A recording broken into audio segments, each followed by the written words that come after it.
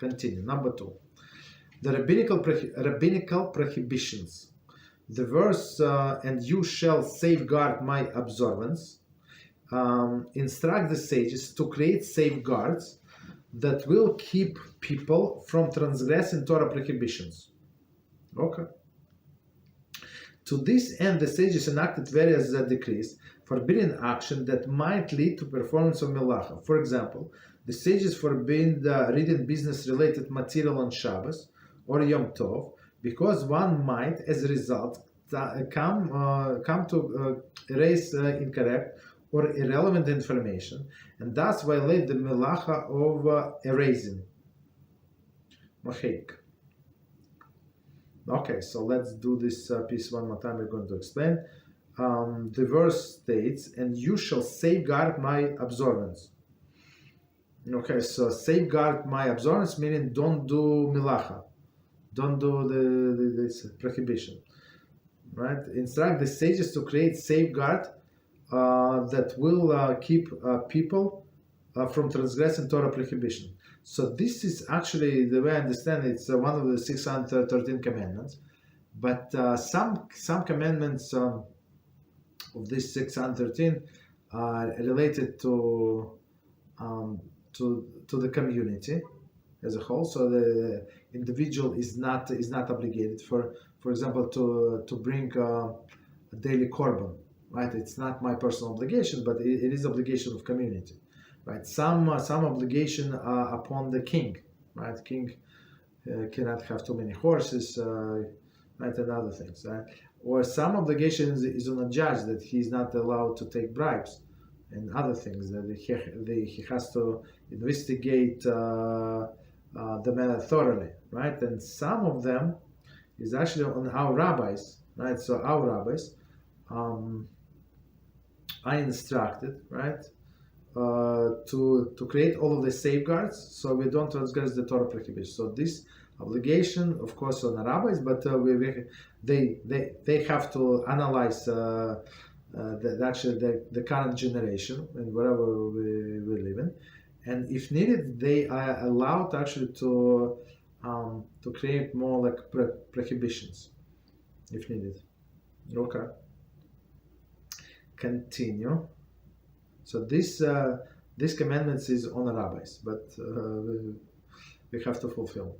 This end, the sages enacted various decrees prohibiting actions that might lead to performance of Melachah. Right? Might lead. So of course, it's, as you said, it's only fences. Right? For example, the sages forbid reading the business-related material on Shabbos. So what is business-related material? So I mean, today we have all of this electronic, but in olden days, in my days, right? So you would have newspaper, right? New York Times or some other things, and you have a stock. In the middle, you have all of the stock prices. You understand? The clothes in tiny letters. So a person would try to look his stocks. Look up his stock, did it went down, did it go up, and he might tend to sort, oh, this stock is good, I have to remember on Monday call my broker and buy more of this stock, for example, and he would circle it, or he would do some, or he would read out the article about this stock or that stock or anything. So that's why our sages say, don't read, don't read, and don't take don't read the promissory notes and say, oh, this guy paid me, oh, I didn't pay this guy, I have to put myself reminders. So all of these things, of course, are forbidden. Okay, and plus this thing that we are not allowed to take money or pay money. It's actually under this prohibition. Okay, continue. The sages also enacted a decree forbidding activities that resemble Melachah. So again, it's not exactly Melachah, but it resembles Melachah. So as Mari signs, meaning from that other people would not suspect us of wrongdoing. Where these acts permitted, people might erroneously permit the performance of the similar acts that are in category of Melachah. For example, the sages forbade inserting flour into the whose buds have not been sprouted in water on Shabbos and Yom Tov, because this is similar to the Melachah of Zorea, planting. It's a perfect example.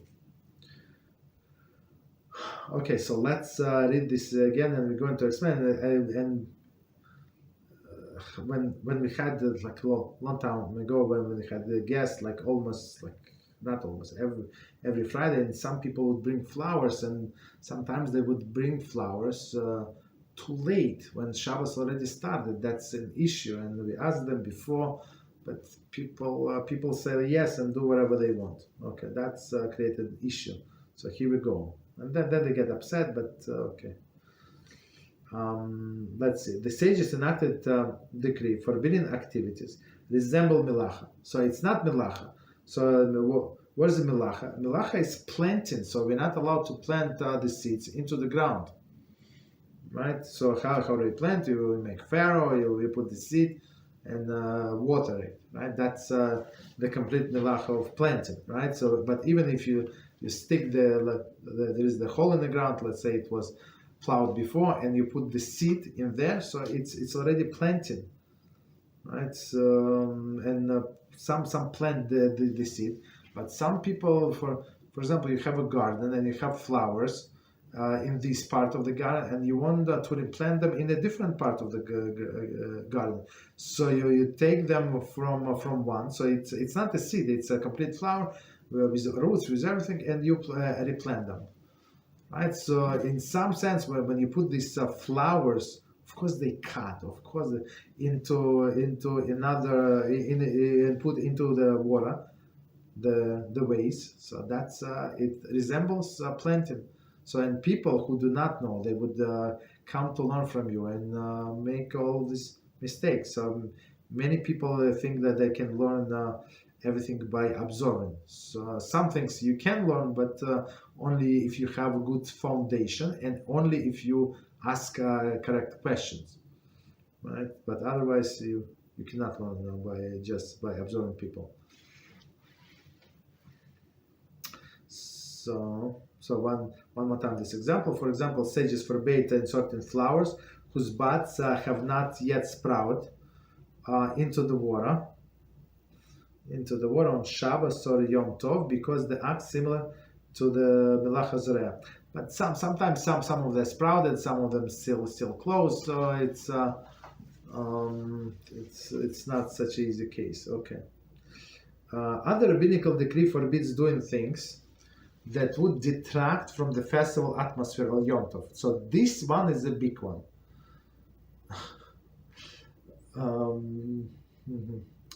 And we have one of the students. So he went to upstate to the what is it called, this colony, right? Summer houses colony, and he asked many questions. So he see people, adults playing with ball on Shabbos, and we said in our classes that you're not allowed to play with ball. Okay, if you're playing with a little kid, of course, having a good time on Shabbos, yes, but not on the ground, not where there's a grass, right? That's the issue. If you're playing on a pavement, that's a different thing. So it's vanished, but it's only for kids, but not for adults, right? So here's the thing. Again, the other biblical decrees forbid doing things would detract from festival atmosphere, like they're playing basketball. How is it Yom Tov if you're playing basketball, right? Okay. Atmosphere. Thus, any unnecessary tircha, unnecessary or excessive strain is forbidden on Yom Tov. So excessive strain would be like exercising. So like, let's say if you walk fast, right? You just ate, right? And after, actually Rambam said don't do it. But let's say after 1 hour after you ate, you decided to take a power walk. So it would be absolutely forbidden because of this tircha. Okay. So because on Yom Tov you should rest and you should do other activities. You should learn Torah, not do exercises. Similarly, any action that would make Yom Tov seem like an ordinary day forbidden. For example, it is forbidden to give vigorous massage or to clear out a storehouse. Furthermore, the discussion of this ruling will appear in chapter 28. Wow. So one more time the other examples. For example, it is forbidden to give a vigorous massage, okay, or a clear storehouse. So let's say the storehouse, or you're in the kitchen and you want to rearrange your dishes, this and that. So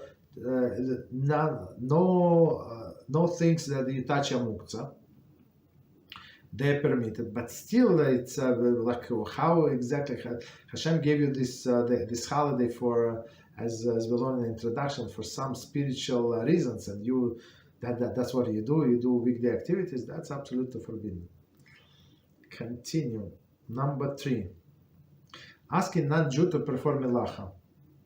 The rabbinical prohibition against instructing a non-Jew to do Melachah on one's behalf on Shabbos pertain equally to Yom Tov. There is some minor exception to this rule, which will be presented in the course of this book. So, but otherwise, whatever the general rule, whatever you're not allowed to do yourself, you would not be allowed to ask a non-Jew to do it. Right? So there are exception with a sick person. For example, in what category of sick person he is? Is he just sick with what is it?